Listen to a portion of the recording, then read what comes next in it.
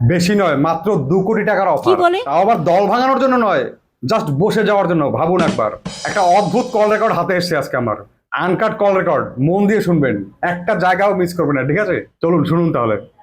2 কোটি পুরোপুরি নিয়ে নেন, ঠিক আছে? বসে যান দাদা। হ্যাঁ, নমস্কার দাদা। আহ, বলুন। ভালো আছেন?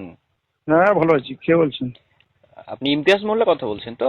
হ্যাঁ, আমি ইমতিয়াজ মোল্লা বলছি। তো মোটামুটি আপনার ভিডিওগুলো দেখা হয়, বেশ ভালো বক্তা আপনি, ঠিক ধন্যবাদ। আছে? আর খুব সুন্দর লাগে কথাগুলো, আপনি খুব মানুষের সেবায় তো নিজেকে নিযুক্ত করে রেখেছেন।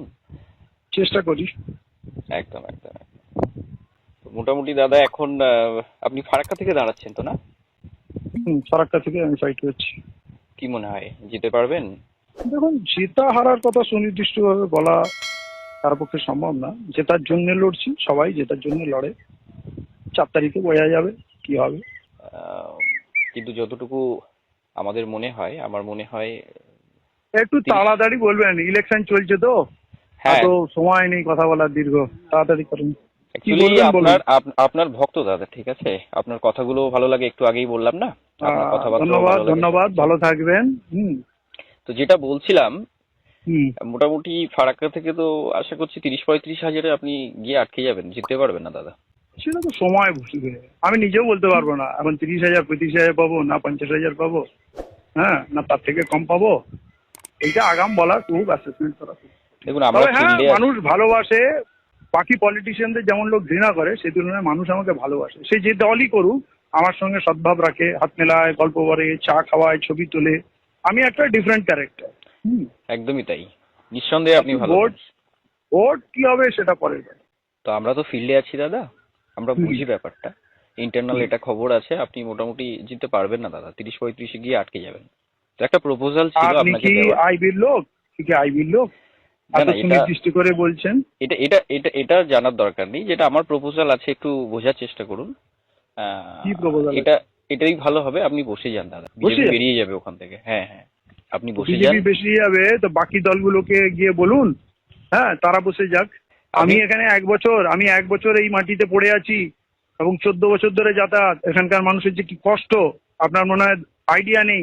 এখানকার মানুষের মূল জীবিকা বিড়ি বাদে, মেয়েরা সকাল থেকে রাত পর্যন্ত বিড়ি বাদে কাজ করার জন্য বিদেশে অন্য রাজ্যে গিয়ে কাজ করতে হয়। তাদের লাশ আসছে, তাদের ওখানে পুলিশি অত্যাচার, জেলে লোক ঘুরি ঘুরি বন্ধ, এখানে গুন্ডারাজ চলছে, কোনো উন্নয়ন নেই। এত কিছু দেখার পর আমি তো একটা আদর্শ নিয়ে তাদের জন্য আমি আমার জীবনের এই প্রান্তে এসে লড়ছি। তো আপনি বলছেন যে বসে যান। তারপরেও বসে আমি গেলে লোক বলছি, আমাকে বসে গেলে লোক আমাকে কি বলবে? যে নিশ্চয়ই কারো কাছে পয়সা খেয়ে বসে গেছে, কিছু সেটেল করেছে। আপনি এর মানে বোঝেন? মানুষের কথাই ছাড়ুন দাদা, আমি আপনারটাই বুঝুন। বসে যান, বিজেপি বেরিয়ে যাবে ওখান থেকে, বলছি তো মোটামুটি ম্যাক্স তো টু ম্যাক্স বিজেপি বেরিয়ে যাবে তো কি আমার দায়? আমি তো প্রথম দিন থেকে 1 বছর ধরে এখানে লড়াই করছি। তাহলে বাকি লোকগুলো এখানে কেন দাঁড়াচ্ছে? তারা ভোট কাটবে, বিজেপি বেরিয়ে যাবে, তাদের দায় নেই? সব দায় আমার? আমাকে এরকম কথা অনেকেই বলছে, ঠিক আছে? তা আপনি বলছেন এখন তা না, প্রথমে শুরু করলেন ভালো ভালো কথা দিয়ে, এখন যে কথাটা বলছেন এরকম নোংরা কথা। বসে যান, বসে যান। দাদা, রাগ করার কিছু নেই, আমার কথাটা ঠান্ডা মাথায় বিচার করুন, বোঝার চেষ্টা করুন কথাটা।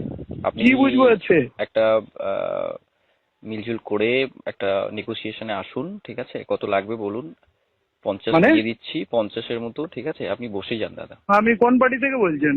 কার হয়ে কথা বলছেন ও, আপনি আপনি এসব কথা? ক্রিম খান না দাদা, আপনি ক্রিম খান, আপনি অত জানার আপনার প্রয়োজন নেই, আপনি আপনি তাহলে ক্রিম আমাকে খান। চেনেন না। আমার না এরকম অফার, এর থেকে বড় বড় অফার অনেক এসছে, পুরো জীবন কাটিয়ে আচ্ছা দিয়েছি। ঠিক আছে, চলুন, ওটা সওদা ওটা করার লোক আমি না। ওটা ওটা ঠিক 1 আছে? কোটি দিয়ে দিচ্ছি ভুল দাদা। ভাবছেন। শুনুন না, 1 কোটি এটা দিয়ে কি দিচ্ছি। মস্করা? এটা কি মস্করা হচ্ছে নাকি? এটা কোথায় তামাশা হচ্ছে কোথায় নাকি? 1 কোথায় কোটি দিয়ে কোথায় দিচ্ছি। ঠান্ডা হন এটা দাদা, এটা কি সিরিয়াল চলছে নাকি নাটক চলছে? 1 কোটি দিয়ে দিচ্ছি, সাহস তো কম নয়। হ্যাঁ, কোথায় যেতে হবে জামতে আছে বলেন, তাই পৌঁছে বলছো। যাবে। আজ বললে আজ, কাল বললে কাল, কোথাও যেতে পৌঁছে হবে যাবে। না, কোথাও যেতে হবে না, লেনদেনের প্রশ্নই নেই। আমার জীবনে কোনোদিন কোনো হারাম পয়সা ঢুকেনি আর ঢুকবে না, ঠিক আছে? আমার জন্য আমার আল্লাহ যেটুকু করেছে, দুবেলা দুটো রুটি খাই, শান্তিতে ঘুমাই, এর থেকে বেশি আমার কিছু চাই না। তাহলে তো কবেই বিক্রি হয়ে যেতাম, কবেই দাদা, 2 মন্ত্রী হয়ে কোটি যেতাম। নিয়ে নেন, 2 কোটি নিয়ে নেন, ঠিক আছে? পুরো ফুল আরে শালা, একদম 2 যা কোটি নিয়ে পাচ্ছে নেন। তাই বলছে। শয়তানের বাচ্চা কোথাকারের! তুমি কার সঙ্গে কথা বলছো তুমি জানো? ফালতু কোথাকারের! বিক্রি হবে বাজারে অন্য কোনো লোক, অন্য কোনো লোকের কাছে যাও। ফালতু নোংরা কথা এখানে বলবে না, নাহলে আমি সামনে থাকলে তোমাকে পুঁতে দিতাম। দাদা দেখুন একটু, নোংরামের একটা সীমা আছে। আরে নোংরামের একটা সীমা আছে। কার সঙ্গে কথা বলছো? আমি তাহলে তো আমরা সিপিএম কংগ্রেস, আমার যদি টাকার লোভ থাকতো না জীবনে সিপিএম কংগ্রেস তৃণমূল করে নিতাম, কাটমানি খেতাম, তোলাবাজি করে নিতাম, অনেক কিছু করে নিতাম। পুরো জীবনে আমরা কোনোদিন কোনো হারাম কাজ করি না, বেইমানি করি না, আমরা মানুষের জন্য জীবন সঁপে দিয়েছি এই ভেবে যে আমরা একদিন ভালো দিন দেখবো, আমার সমাজ ভালো দিন দেখবে, আর আমার জন্য আল্লাহ জান্নাত তুলে রেখেছে। তুমি তো কি বুঝবে জান্নাতে, তুমি কি বুঝবে? খবরদার বলে দিচ্ছি, তুমি ফালতু কথা দাদা বলবে না, শুনুন। এরপর আমার মুখ থেকে কিন্তু খারাপ কথা বেরিয়ে যাবে। দাদা শুনুন, তুমি একটা সামনে কথা, লাস্ট থাকলে কথা আমি বলি আপনাকে। কোনো কথা হবে না, কোনো কথা হবে না। আপনি অত একটু নোংরা কথা ডিএম করে বলার দেবেন সাহস আমাকে, আমার কাছে ঠিক আছে? তুমি পাও এই কোথায়? নাম্বারেই 2 কোটি পুরোপুরি নিয়ে নেন, ঠিক আছে? বসে যান দাদা, জিততে পারবেন না তোকে দাদা। না সামনে পেলে তোমাকে পুঁতে দেবো। ভালো থাকবেন দাদা। ঘোড়ার ডিম